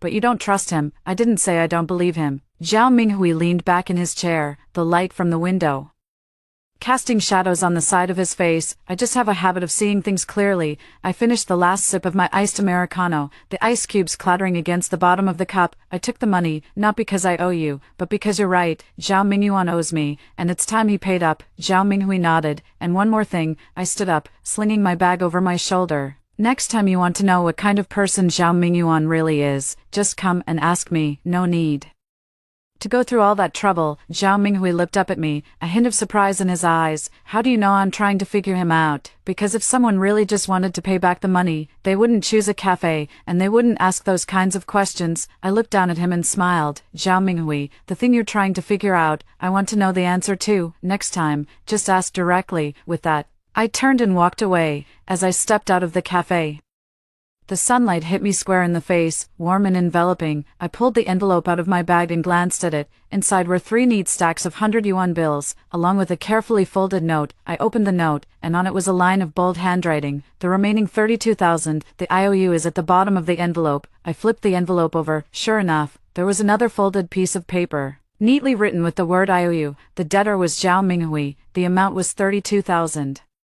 yuan, and the repayment date was exactly 3 months from today. He had rewritten Zhao Mingyuan's debt under his own name. I stood at the entrance of the cafe, looking at this IOU note, and suddenly smiled. Zhao Minghui, interesting. The video was posted online on Wednesday night. That day, I worked overtime until past 8 p.m. When I got home, showered, and lay down on my bed, Zhou Nian blasted a voice call over and in. Quick, check the local trending list. Someone has posted you online. I was taken aback for a moment and opened Weibo, 7th on the local trending list, with the tag woman refuses to pay boyfriend's medical bills. The first entry was a video posted by a marketing account, with a thumbnail showing the scene in the hospital lobby that day, me standing in front of Zhao Mingyuan's wheelchair, his mother pointing toward me. The video has been edited, with the footage shaking violently, as if secretly filmed on a phone. It's just over 2 minutes long. It starts with me saying, I've already broken up with him, followed by Zhao Mingyuan's mother's voice saying, Mingyuan is like this and you won't even take a look.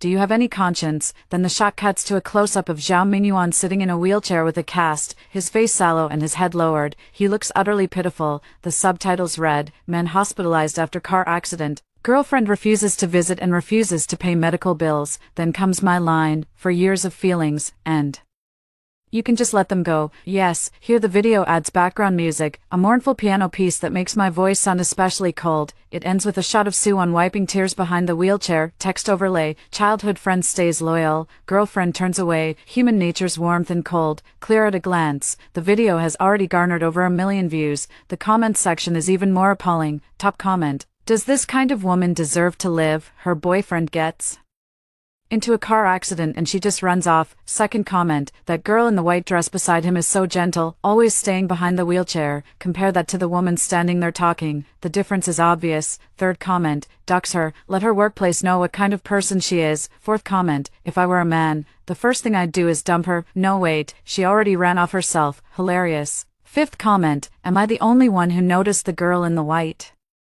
dress crying? My heart aches. I scrolled down. It was all insults. Someone tagged my company's official Weibo. Someone dug up my personal Weibo account. The comment section is flooded with nothing but abuse. Zhou Nian's voice came through the earbuds, urgent and anxious. Are you watching? Stop watching. The more you watch, the angrier you'll get. This video was deliberately edited by someone. That day, it was them who came to your company to cause trouble. So how did it turn into you being cold and heartless? I didn't say a word and watched the video again. The filming angle was from the waiting area on the side of the lobby. At that time, Suwon's mother was sitting there, but someone of Suwon's mother's age wouldn't be able to hold a phone so steadily, let alone know how to edit, add music, and insert subtitles. Zhou Nian, this video was shot on Suwon's orders. How do you know? Because that day, of everyone present, only she could make tears fall so beautifully. I stepped back and opened WeChat. Zhao Minghui's chat window lay quietly in the list. I tapped on it and typed a line. Did you see the video on the trending list? Zhao Minghui replied almost instantly. I saw it. What do you think? The angle is from Suwon's mother's seat, but the person taking the photo wasn't her. I know. Zhao Minghui sent another message. What do you plan to do? I leaned against the headboard, staring at the line of text on the screen for about 10 seconds. Go live. No, I rolled out of bed and sat down at the desk. In the mirror, I saw myself with a bare face, my hair casually tied up in a messy bun, wearing a gray loungewear set. I looked at the person in the mirror and suddenly felt that this was enough. No need for makeup, no need to dress up, no need to carefully craft any image. I wanted everyone to see the real me. The live stream was on Weibo. I first posted a text post. I'm Jian Yuan, the cold girlfriend from the trending video. I'll go live at 9 p.m. tonight. No deleting comments, no turning off the chat. If you have any questions, just come straight in. After posting, I tagged the marketing account that had shared the video, tagged my company's official Weibo account, and tagged the host of the local trending topic. Zhonyan sent a message. Are you crazy? The internet is full of people cursing you right now. Opening a live stream is just asking to be attacked. I replied, the ones cursing me aren't cursing me, they're cursing the Jian Yuan that was edited together in that video. I want them to see what the real Jian Yuan is like. At 8:50, Zhao Minghui sent a message. Send me the live stream link. I sent him the link at 8:55. I started the live stream. The moment it began, the comments flooded in like a burst dam. Here she comes. That's her, the shameless woman. She's not even that good looking. No wonder she got dumped. The girl in the white dress is 100 times prettier than her. You deserve to be dumped. I sat in front of the camera, watching the comments scroll rapidly, my expression calm. Hello everyone, I'm Jian Yuan. I'm going live tonight to clarify the full story behind that trending video. No sob stories, no whitewashing, just the facts. The comments scrolled even faster. What's there to say? It's crystal clear in the video. Stop pretending. Let's see how you spin this. I didn't look at the comments. I picked up a transparent file folder from beside me. It contained a stack of documents. First, let's talk about the money. I pulled out the first sheet from the folder and held it up to the camera. These are the records of transfers I made to Zhao Mingyuan during our 4 years together. WeChat transfers, Alipay transfers, bank transfers, all of them. The total comes to 63,800 yuan. The scrolling of the comments slowed down a bit. I pulled out a second piece of paper. This is the record of his transfers to me, over 4 years. A total of 1,820 yuan. The largest amount was 99 yuan, spent on my birthday when he bought it. The comments started to show different reactions. Damn, he spent over 60,000 in 4 years. Seriously. I held up both pieces of paper side by side for the camera to capture clearly. In the video, it says I refuse to pay the medical bills. Let me ask this. Zhao Mingyuan was driving his childhood sweetheart Suwon out for a joyride when the accident happened. Why should I pay the medical bills? The comments exploded. Wait, childhood sweetheart, the girl in the white dress in the passenger seat is his childhood sweetheart. He has a girlfriend but still takes his childhood sweetheart out for a joyride. This story doesn't add up. I pulled out the third item from the file folder, a printed screenshot of a phone post. This is a screenshot of Zhao Mingyuan's moments, 3 days before the car accident, a photo of him and Suwon at a trendy restaurant, captioned Happy Reunion with an old friend, 7 days before the accident. A KTV group photo with Suwon leaning on his shoulder, half a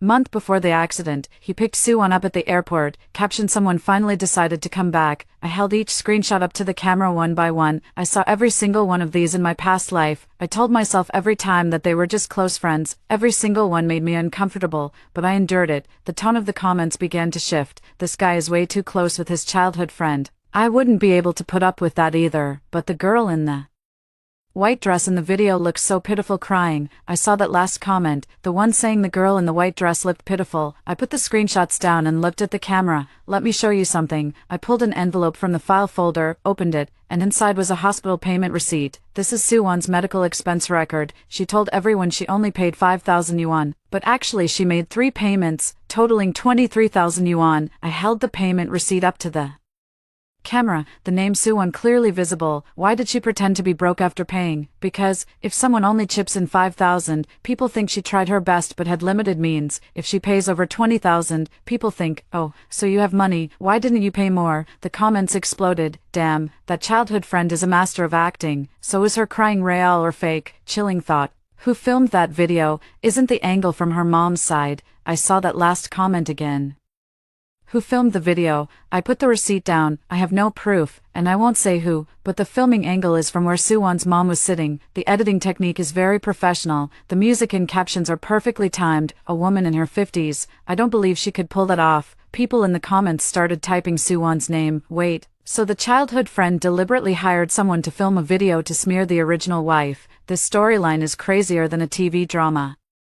Suwon, come out and explain yourself. I reached out and turned off the barrage. The live stream fell silent, leaving only me facing the camera. I'm not streaming today to gain sympathy or to drag anyone down. My voice was soft, but every word was clear. I want to tell everyone watching this stream, the genuine you saw on the trending topics isn't me. That video cut out the beginning and the end, leaving only the most sensational few sentences in the middle. That's not the truth, that's a script. I paused for a moment. The real truth is, I was with Zhao Mingyuan for 4 years. I spent 1,000 on him, and he spent 64,000 on me. He had a car accident with his childhood sweetheart, and I broke up with him. His family came to my company to cause trouble, demanding I pay the medical bills, and I refused. Then someone filmed a video, edited it, and posted it online, hoping to get everyone to curse me out. I smiled at the camera. See, didn't I get trashed pretty badly? There were no comments in the live stream, but I could see the viewer count, over 30,000, and it was still climbing. But I'm not afraid of being criticized, because I haven't done anything wrong. I reopened the barrage, a flood of messages rushed in, but this time it was different. Sorry, sis, I was fooled by a clickbait account. I knew that video was edited weirdly. There really is a twist. Where's that childhood friend? Come out and face the music. Suwon, come out and explain the video. Hang in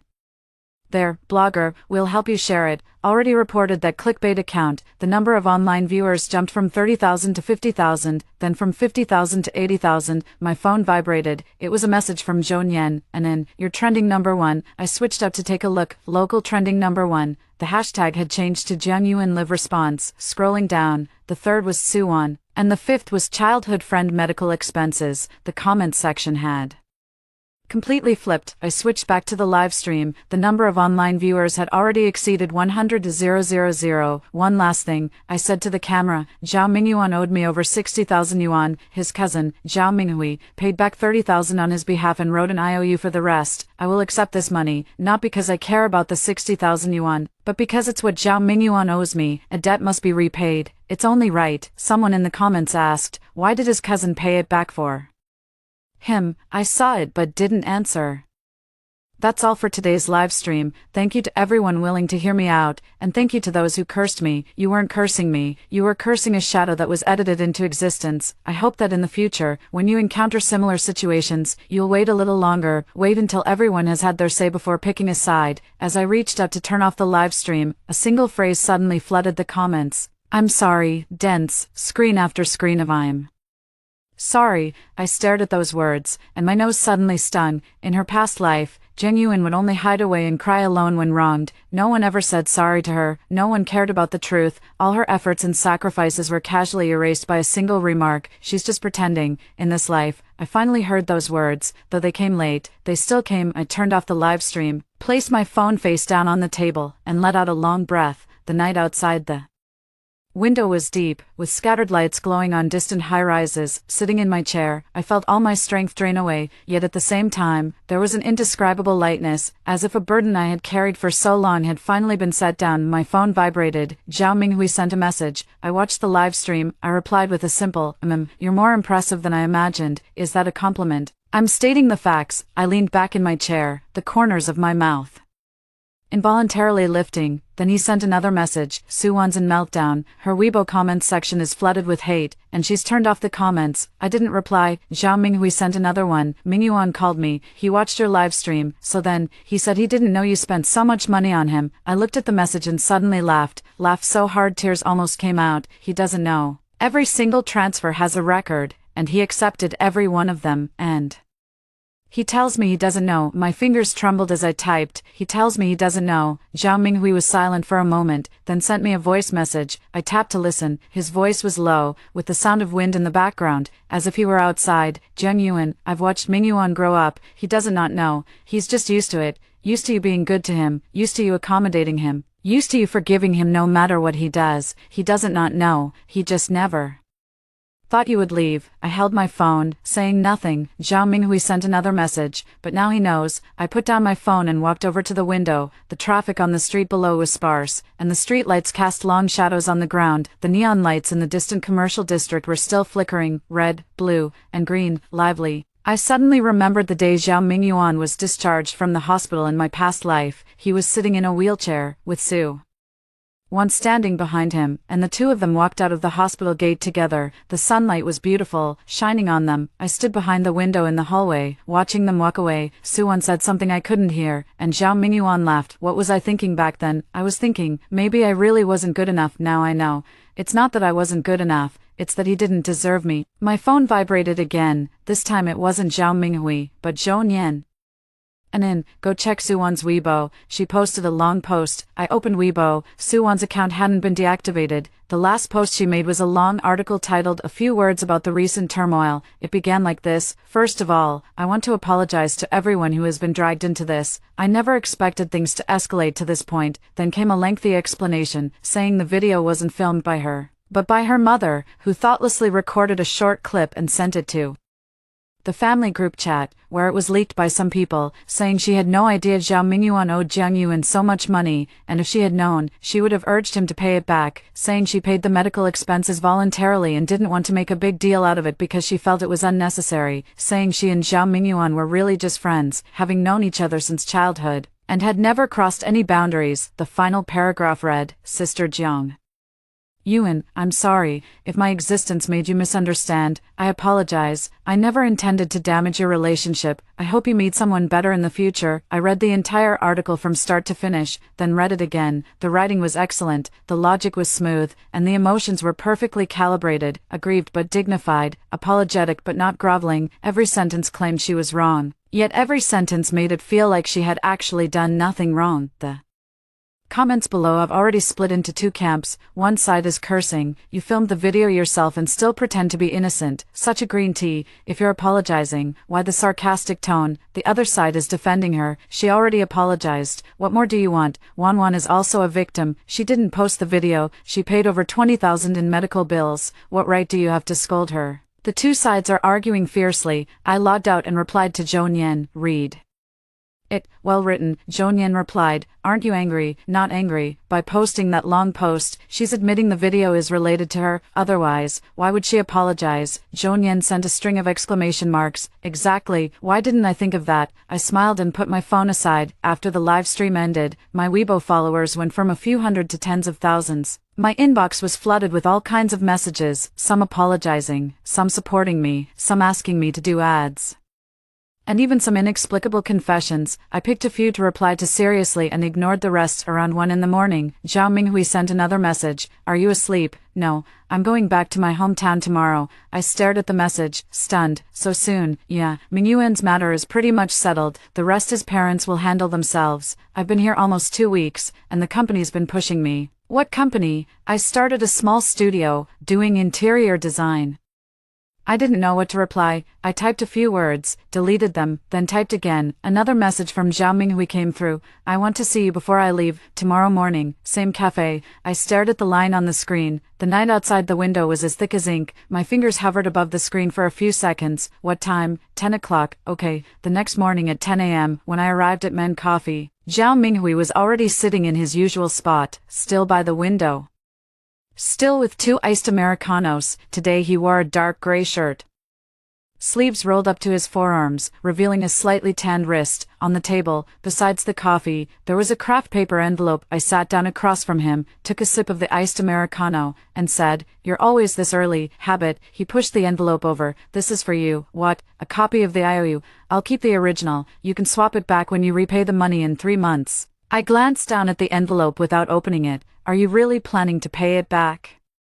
For him, it's not about paying it back for him. I lend it to him, and he pays me back, with a middleman in between. He can't weasel out of it. Zhao Minghui's tone was calm. "He might dare to default on you, but he wouldn't dare to default on me." I couldn't help but chuckle. "You know him pretty well. Watched him grow up. How could I not?" Zhao Minghui took a sip of his coffee, his gaze landing on my face. "Last night's live stream. Mingyuan's whole family watched it. What was their reaction?" "His father smashed a glass, and his mother kept cursing Suwon, cursing the internet trolls, then cursing you after the trolls, and finally even Mingyuan got dragged into it, saying he was useless, letting a woman bring him down like this." I leaned back in my chair, picturing the scene. "What about Suwon?" "Suwon called Mingyuan several times last night, but he didn't pick up. Later, she called his mother, who answered and started yelling, saying it was all her fault, that If she hadn't been sitting in the passenger seat, none of this would have happened. Zhao Minghui said this in a very flat tone, as if he were reporting on work. Suwon cried, saying through tears, "Auntie, you've misunderstood me. There's really nothing between Mingyuan and me. Did your mom believe her?" Zhao Minghui glanced at me. If she believed it, she wouldn't have cursed. Sunlight streamed in through the window, falling onto the table, stretching the shadows of the 2 coffee cups. I picked up the iced Americano and took another sip. Most of the ice had melted, making it taste much weaker than when it first arrived. "Zhao Minghui, let me ask you a question." "Go ahead. You never sided with Zhao Mingyuan from the start." "Why?" Zhao Minghui tapped his fingers on the coffee cup twice. He didn't answer right away, but instead turned his head to look out the window. Outside, traffic flowed endlessly on the road, and sunlight cast pedestrians' shadows back and forth across the ground. "Let me tell you something," he finally spoke, his voice not loud. "When I was a kid, about 7 or 8 years old, Mingyuan came over to play. I had a remote-controlled car, brand new, and I hadn't even played with it much myself. Mingyuan took a liking to it and insisted on taking it. I wouldn't give it to him, so he cried. As soon as he cried, his mother came to find my mother, and my mother told me to give him the car." Zhao Minghui turned his head to look at me. "He took that car home and broke it after just 3 days. Later, his mother told me, 'Minghui, you weren't playing with that car anyway, so what's the big deal about letting your little brother have it?' I didn't say anything. This kind of thing has happened more than once. If his toy broke, he took mine. If he lost something, he came asking me for it. The year I got into college, my parents bought me a new computer. Mingyuan did poorly on his high school entrance exam, so to cheer him up, his parents bought him one too, with even better specs than mine. You feel resentful. It's not resentment." Zhao Minghui picked up his coffee cup, found it empty, and set it back down. "It's just something I've understood since I was young. There's no point in reasoning with Zhao Mingyuan, because in his parents' logic, the whole world should give in to him." I finished the last sip of coffee in my cup, the ice clattering at the bottom. "So, you're helping me pay off the debt, not for me, but to settle the score from your childhood with him." Zhao Minghui's lips twitched slightly. "Half of it, maybe, and the other half," he looked at me, a serious glint in his eyes, "the other half is, I think you've had it rough. For years, you spent 4 years on him, not 4 days, not 4 months, but 4 years. A person who can endure 4 years, either they're foolish, or they've truly invested their heart. You're not foolish." This sentence feels like a needle, gently pricking my heart, not painful, but achingly sour. I lower my head to look at the empty coffee cup, where a bit of dark liquid remains at the bottom, reflecting the light overhead. "Zhao Minghui, you're right, I'm not foolish, I just cared too much." I lift my head to meet his gaze, but caring in the wrong place is even worse than being foolish. He didn't say anything, just looked at me. The light from the window fell on his face, making his eyes glisten. After a moment, he took something out of his pocket and slid it across the table toward me. "A USB drive." "What's this?" "The complete surveillance footage from the hospital lobby. I had it pulled the whole time you were in the lobby that day, from start to finish, not a single second cut." I picked up the USB drive, small, black, and very light. "Why are you giving me this?" "For the record." He stood up and pushed the chair back into place. "From now on, no matter who tries to make something of this, you'll have the full evidence." I stood up too. "Zhao Minghui, why have you helped me so much?" He had already turned around and was about to leave, but stopped and tilted his head to look at me when he heard those words. The sunlight shone from behind him, gilding his silhouette with a faint golden edge. "Maybe it's because you remind me of that remote-controlled car. When something is taken away, someone has to get it back." He left after saying that. His figure passed through the glass door of the coffee shop and merged into the flow of people outside. The sun was bright, making his white shirt a little dazzling. I stood still, clutching the USB drive in my hand, and suddenly found this person truly fascinating. In the following month, my life gradually returned to normal. The work project progressed smoothly. General Manager Joe praised me again in the department meeting, saying this project had brought the company nearly $2 million in contract value. After the meeting, he spoke to me privately, telling me that my name had already been submitted for the year-end promotion list. "Keep up the good work." General Manager Joe patted me on the shoulder. "Your recent performance has been even better than before." "Thank you, Boss Joe." After leaving the office, I sent a WeChat message to Zhou Nian. "End of year promotion, dinner's on me." Zhou Nian replied, "Count me in." The last seafood buffet was awesome. Since the live stream incident, Suwon had been much quieter. Her moments weren't updated daily anymore. When she did post, it was just a landscape photo, no selfies. No captions, as if something had knocked the spirit out of her. Zhonyan once sent me a screenshot of one of her posts, a cup of milk tea paired with an open book, with only the caption, "Peace." Someone commented below asking how she was doing, and she replied with a smiley emoji, saying nothing else. I learned about Zhao Ming's situation from the occasional messages Zhao Minghui sent me. He said Zhao Ming's leg was recovering better than expected, though he still walked with a slight limp. The doctor said that with consistent rehabilitation training, he could return to normal in about 6 months. Zhao Mingyuan's parents sold their house back home to cover the medical expenses and are now renting a place. After being discharged from the hospital, Zhao Mingyuan returned to his hometown and found a job at a small company there. The salary was low, barely enough to get by. What about him and Suwan? I asked Zhao Minghui. They broke up. When did that happen? Last week. Suwan brought it up. I held my phone, staring at those 3 words. There was no sense of satisfaction in my heart, nor any unexpected regret, nothing at all. I felt as calm as a glass of water left sitting for too long. He said he was tired. Zhao Minghui sent another message. Mingyuan didn't agree. He stood downstairs at her place all night. She never came down.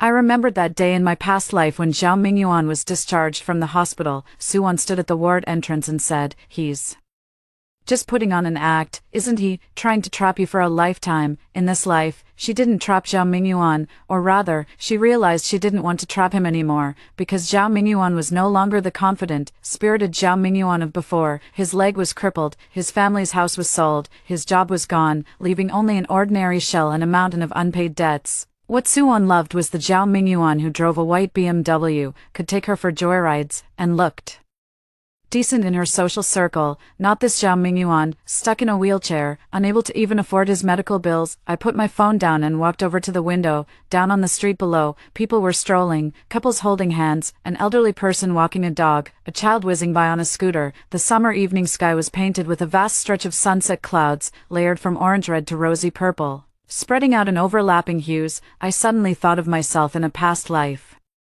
The girl who crouched in the hospital corridor crying, the girl who was crushed by those words, "He's just pretending," like that, the girl who took 2 years to crawl out of the ruins. I want to say to her, it's not that you weren't good enough, it's that he didn't deserve you. My phone buzzed, a message from Zhao Minghui. "The deadline on the IOU is coming up soon." I replied, "You actually plan to pay it back?" "I'll pay it back once I've written it. I'm a man of my word." I stared at the message, thought for a moment, and typed a line, "Forget the 32,000, I don't want it." Why? Because the remote control car has nothing to do with you. Zhao Minghui was silent for about 2 minutes, then he sent a voice message. I tapped to listen, and there was a hint of amusement in his voice. "Jiang Yuan, the way you are now is completely different from when I first saw you in the hospital lobby." "Different how?" "Back then, you were like a sheathed blade, now you've drawn it out." I smiled slightly but didn't reply. The sunset outside the window slowly faded. The last hint of orange red on the horizon was swallowed by deep blue. Lights in the distant office buildings began to turn on, one by one, like someone poking tiny holes in a black cloth, with light seeping through. I picked up my phone, opened the photo album, and scrolled to the very beginning. There was a photo of a flowering tree I had taken by the roadside that day, its white petals translucent in the sunlight. That day, Zhao Mingyuan and Suwan had a car accident. I stood by the roadside, took this photo, and posted it on my Moments with the caption, "Summer is almost here, and the flowers are all in bloom." Now summer has arrived, and the flowers are indeed all in bloom. I set this photo as my phone wallpaper. On Friday night, I went with Zhonyan to eat at that seafood buffet. Zhonyan came back with a full plate of salmon, sat down, and immediately started sharing the gossip she had recently picked up. "Did you know, Suwan quit? Why, I heard someone from her company saw that live stream in the trending topic, and it spread in an internal group chat. She couldn't stand the looks from her colleagues, so she resigned on her own." I picked up a piece of salmon, dipped it in soy sauce, and put it in my mouth. The fish was very fresh, soft, and sticky on the tongue, with a hint of sweetness. "What about Zhao Mingyuan?" "Oh, him." Zhonyan took a sip of his drink. "I have a friend who works in his hometown. He said he saw Zhao Mingyuan walking on the street with a cane. He's lost a lot of weight, but his spirits seem okay. Apparently, his mother has been setting up blind dates for him every day. He's met several, but none worked out." "Why didn't they work out?" "Once the girls found out he's up to his ears in medical debt and had to sell his house, who would still be willing?" I put down my chopsticks and picked up my glass to take a sip of water. Zhonyan looked at me, suddenly dropping the gossipy expression, and said seriously, "Anan, you've changed. For better or worse, you've become tougher." Zhonyan thought for a moment and added, "Not the kind of toughness that's annoying. How should I put it? It's the kind of toughness where you finally know how to put yourself first. I smiled but said nothing after finishing the meal and stepping outside. The night breeze carried the humid heat of summer, brushing against our faces. Zhou Nian linked her arm through mine, and we walked slowly along the roadside. The streetlights stretched our shadows long, two shadows walking side by side, like two trees growing close together. And what do you think of Zhao Minghui? I turned my head to glance at Zhou Nian. She winked at me with a lip that said, I know everything. It's fine. Just fine. What else? Zhou Nian let go of my arm, stepped back 2 paces, crossed her arms, and looked me up and down. Jiang Yuan, you're blushing. No. That's hot. The highest temperature today is only 28 degrees. I quickened my pace and walked ahead. Zhou Nian caught up from behind, linked her arm through my other one, and leaned in to whisper, seriously, Zhao Minghui is on a whole different level compared to Zhao Mingyuan. If you don't make a move, I will. Go ahead. It's not like he's blind. He's been looking at you the whole time. I didn't respond, but the corners of my mouth couldn't help lifting slightly. On the subway ride home, I leaned against the window, watching the lights in the tunnel flicker past. My phone buzzed. It was a message from Zhao Minghui. Are you free next Saturday? What for? I'm treating you to a meal. Since you won't take the money back, you can at least have a meal, right? I stared at the line of text for a few seconds. What are we eating? You order. How about hot pot? Which place? The Chongqing-style old hot pot place behind Guomao. It's very spicy. Can you handle it? Whether I'm good or not, you'll only know after tasting it. I pressed my phone screen against my lap, and my face was reflected on the car window. The curve at the corner of my mouth hadn't faded since I got in the car. 3 days later, I received a local courier at the company. When I opened it, it was a craft paper envelope, exactly the same as the one Zhao Minghui had given me before. Inside the envelope was a stack of cash and a folded note. I opened the note, and on it was a line of bold handwriting. The remote-controlled car has nothing to do with you, but I still want to return this money. It's not on behalf of him, it's my own decision to give it. Whether you accept it or not is up to you, Zhao Minghui. I folded the note and put it back into the envelope, then placed the envelope into the inner pocket of my bag. Sunlight streamed in through the window, falling onto the desk. The pot hose on the table had sprouted several new leaves, tender green and translucent in the sunlight. I reached out and touched those new leaves. They were cool and very soft. My phone buzzed. Zhou Nian had sent a message in the besties group chat. Jiang Yuan, big news. Suwon updated her Weibo. I clicked the link. Suwon had posted a very short Weibo, no pictures, just a line of text. Finally understand. Some people are destined to be passers-by. No matter how hard you try, you can't hold on to them. The first comment below is her own. After this, I won't use this account anymore. Thank you to everyone who has cared about me. I closed Weibo and replied to Zhou Nian. I saw it. Don't you want to share your thoughts? I thought for a moment and typed 4 words. None of my business. Zhou Nian replied with a string of ha ha ha. I put my phone aside and continued writing the proposal. The keyboard clattered loudly, and the sunlight outside the window shone on the screen, making the text glow. Xiao Chen from the next desk leaned over to take a look and said, Sister Jiang, you're in a good mood today, is there? Yes. You kept smiling while writing the proposal just now. I froze for a moment, then picked up my water glass and took a sip, hiding that unconscious smile behind it. The Saturday hot pot gathering was scheduled for 7 p.m. By the time I arrived, Zhao Minghui was already there, sitting in a booth near the corner, with a pot of fiery red beef tallow broth set before him. The broth hadn't started boiling yet, and the Sichuan peppercorns and dried chilies floated quietly on the oil's surface. I sat down across from him. He was wearing a black t-shirt today, with the sleeves still rolled up to his forearms, and the muscle lines on his arms were clearly visible under the dim, warm lighting of the hot pot restaurant. You order. He pushed the menu over. I took it and ticked off tripe, aorta, duck intestines, fatty beef, shrimp paste, lotus root, and enoki mushrooms, all spicy. Zhao Minghui glanced at the menu I had marked and raised an eyebrow. Can you really handle that much spice? Can you handle it? He took the menu and added a brown sugar glutinous rice cake and an ice jelly at the end, keeping a backup plan. The bottom of the pot was boiling, the red oil churning, Sichuan peppercorns spinning on the surface, the aroma of chili mingling with the rich scent of beef tallow rising up, making my eyes sting. I added tripe to the pot, counted 7 seconds, scooped it out, rolled it in the oil dipping sauce, and put it in my mouth. Crisp, spicy, and crunchy. Zhao Minghui also added a piece of tripe, imitating my method. 7 seconds, dipped in oil sauce, into his mouth. He chewed twice. His expression froze for half a second. Then he picked up his ice-cold beer and took a big gulp. I laughed out loud watching him. You can't handle it. I didn't say I couldn't. He set down the beer glass and added another piece halfway through the meal. My phone buzzed. I glanced down and saw a text from an unfamiliar number. Yuan, it's me. I know you won't answer my calls, I just want to say one thing, I'm sorry for those.